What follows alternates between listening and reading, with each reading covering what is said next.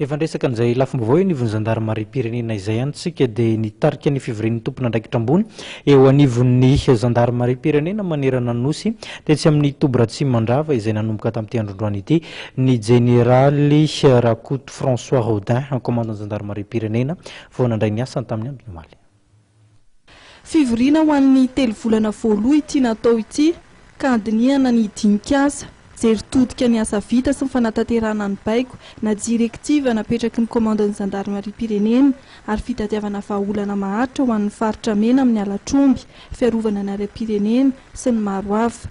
ka tamin'ity androany ity no nisokafana tamin'ny fomba ofisialy izay fivoriana voalohan'izany ary aharitra 2 andro manamboninahitra jeneraly sy manamboninahitra ambony ny sahana andraikitra ambony avy amin'ny faritra 12 nahitana ireo taleon fohy be mpibaikona sy ny lehibe ny sampandrara commande farim-piaodidiana CIRGN sy ny vondrotombo lehibe grande formation ary ny commande vondrotombo mpileovana groupement responsable Ambroise Rapitio tokony efa misy meritreritra na DG na haute initiale na opération any atsimo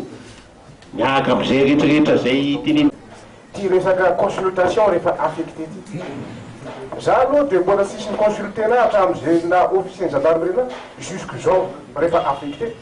fa tena dia maheno foana raha pitso fitomeny no farany ity fivoriana ity ka hotsoahana mandritra izany ireo fehi-kevitra ho tanterahana ary tonga marana izany amin'ny fomba ofisialy ny général Paza Didier Gérard secrétaire mpanjakana medita ny zandarmarie-pirenena vaovao.